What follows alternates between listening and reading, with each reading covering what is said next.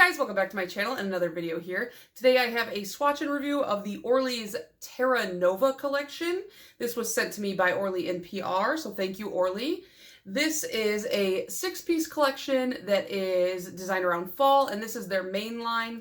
If you didn't know, Orly has two lines. They have the regular Orlys, and then they have the breathable collection, which are designed to be used without base or top coat. I use base and top coat with those, but that one will be getting a fall winter collection, and I will likely do a review on that one as well. But for now, we're just talking about the mainline Orly, and these are the colors. So this is 4 creams and 2 shimmers.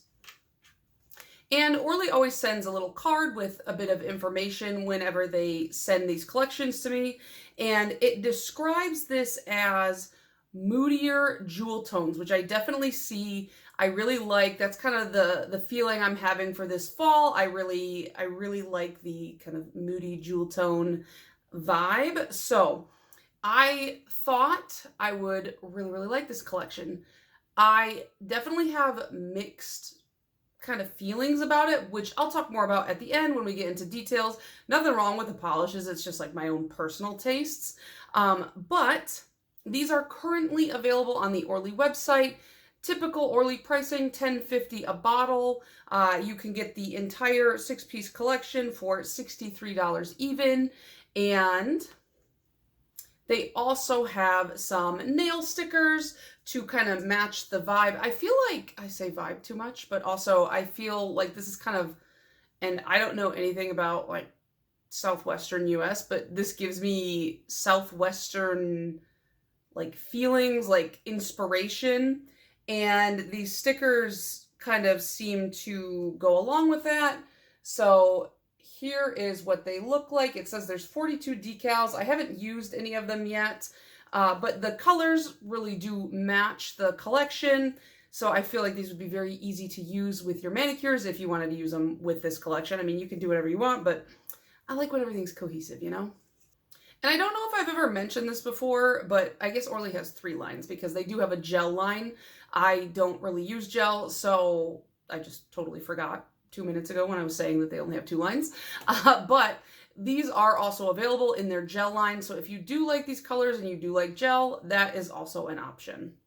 The gels are $29.90 a bottle though, so a little bit more, well, a lot more expensive, 3 times the price. So if you're not a gel girly, which I think a lot of people on my channel aren't, because the like 3 times I posted gel videos, they did not perform. So I don't think there's anybody out there watching my channel that uses gel, but on the off chance that you're like, really like that color and I'd love it in a gel, these are available in gel. So with all that said, let's get into the live swatches. I have full hand swatches for all of these. I actually just got done swatching them a couple hours ago. That's why my nails are bare, because I haven't painted them since, but they swatch really nicely, spoiler alert. So keep watching, and then after that we will talk about all of my thoughts and feelings and a little just minor comparison to a previous Orly shade at the end. Okay, so up first we have Starlit Shale, which I don't know why I always want to call this like a Barney purple, because Barney hasn't been this purple in like 30 years. It's more like a royal purple, and you can see I did flood my cuticle just a little bit. This was the one shade that I found the formula was a little bit thinner. It was no less opaque than the rest of the polishes, but it was just a little bit runnier, so I had to be a little bit more cautious with how much I put on the brush. And here is the full hand swatch, a really beautiful royal purple.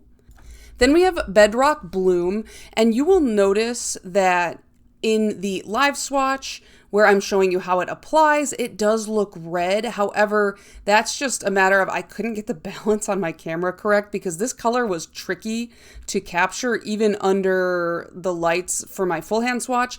But the full hand swatch photo is far more color accurate than what you're seeing here. I just want you guys to be able to see that the formula does perform really well in 2 coats, fully opaque. Here is the full hand swatch, and you can see it's more of a pinky leaning color.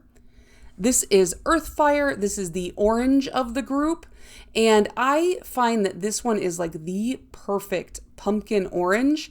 So if you are looking for like a pumpkin orange for nail art, or just you want to paint your nails pumpkin orange, like this is the color for you.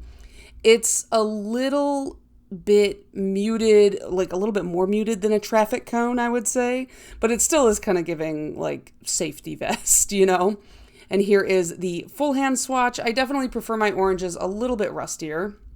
This is Gilded Dune, and it's kind of a sunnier yellow, a little bit muted compared to most of my sunny yellows. And then it has a green shimmer running through it, which you can definitely see in the bottle. You can kind of see it here on the brush, but on the nail, it doesn't translate as super stark green. However, it does add this kind of sparklier element to the polish, and it gives it some depth on the nail that the creams don't quite have.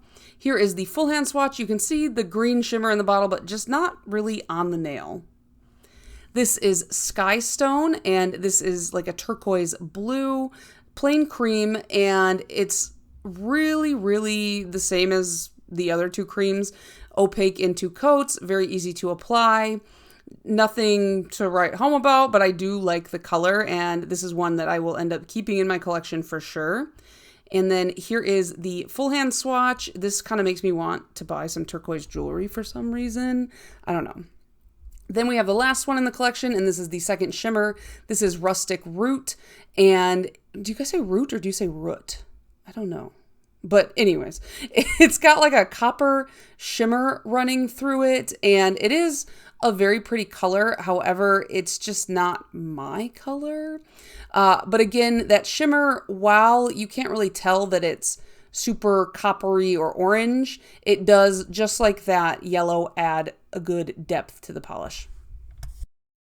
So what did you guys think of the Terra Nova collection? Looking at all the colors together, I like the way everything looks together. I think that these look stunning together. I feel like the color story itself works really well. If it is in fact Southwestern United States, this is my perception of the Southwest, is that you guys have these colors there, especially, you know, a lot of turquoise. That's my uneducated perception of the Southwest, is that everybody wears turquoise, I guess. But sadly for me, and this is again just personal preference, individually, most of these colors are just not my thing.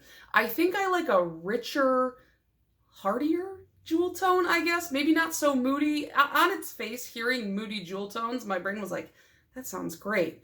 But in practice, I think it's just not for me. So just going from, is this left to right?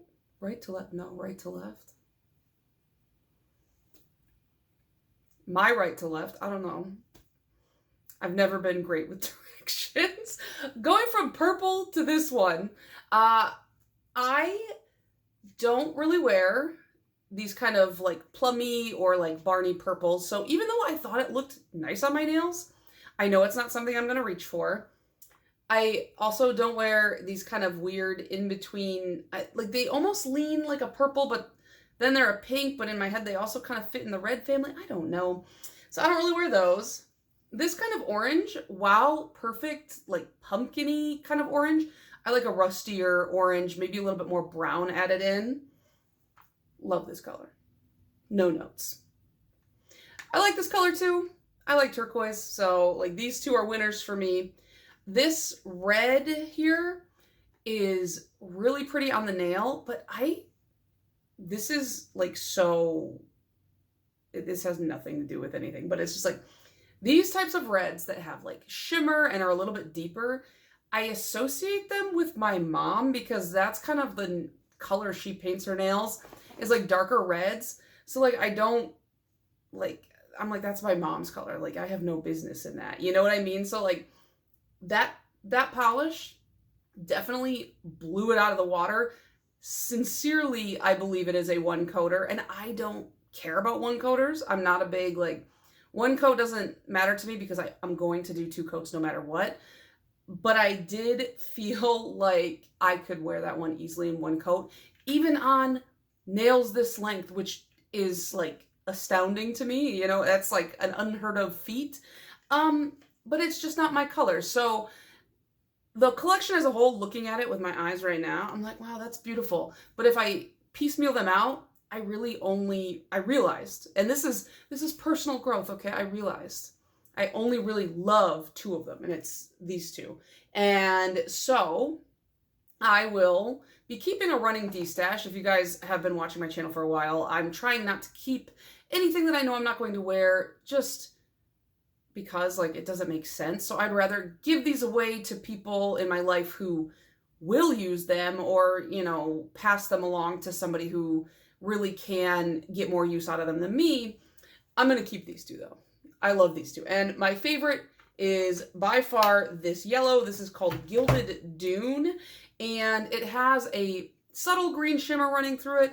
I feel like the shimmers in the 2 shimmers here, wow, those look kind of good together though, but I'm not going to keep the red. But the shimmers in these are subtle in a way that, like, I feel like the color doesn't read very blatant on the nail, but you can still pick up, like, you can tell this is a green, you can tell this is kind of a coppery shimmer, but it adds depth to the color overall. So like when you paint your nails with a cream, the color's a little bit flatter. It's not so dynamic. But these, even though they look a little bit plainer, because like I said, you know, the green doesn't particularly scream at you from the nail. It does add a little bit of extra oomph and like fun to these 2 polishes that you don't get from a plain cream. Not that creams aren't good, it's just like explaining the difference in these 2. I always like to talk about like the names of the polishes because for some reason that's important to me, even though it has no bearing on the quality.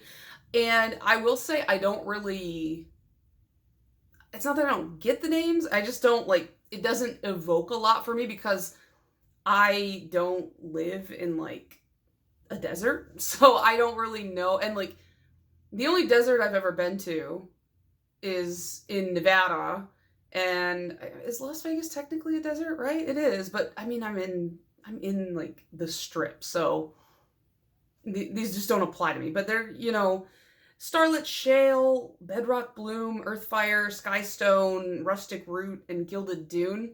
They don't evoke a lot for me mentally, but they might for you guys. So let me know if you think they're good names or it's cohesive or whatever. Because for me, to me, they feel generic because I don't know enough about that kind of thing. As far as the formulas go, I do feel like they are pretty standard for the Orly formula. The only one that I initially was kind of like, whoa about was the purple, which is Starlit Shale. In my first attempt to swatch this, it ran real quick down the side of my nails. It's just a bit of a thinner, not even thinner, it's just kind of like a waterier, that didn't come out right, waterier. It's a watery formula. Waterier? I don't know how you would say that. It's like watery, and so it doesn't stick to the nail as like fast. Like, you know, if you use like a thicker coat, sometimes it takes a lot longer for it to run down the side of your nails. This was like instantly in my cuticle line. But once I learned that about it, it was fine. And even though it is like a watery formula, the pigment and the opacity is still there. So you really can get away with fairly thin coats with this one. But that was the only one I really had issues with as far as struggling to paint my nails.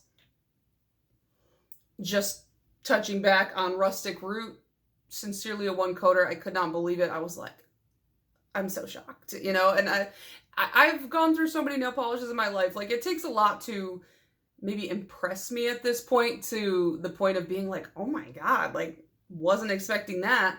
But it really, on my nail length, if you can one coat that, I'm impressed. And then I was impressed by the yellow, because a lot of times yellows, as much as I love yellow nail polish, and I love the color yellow, it's just such a fun, happy color. Yellow nail polishes can be a little bit trickier. You might need 3 coats with them. You might need a blurring base, because yellows just, you can see through them, you know?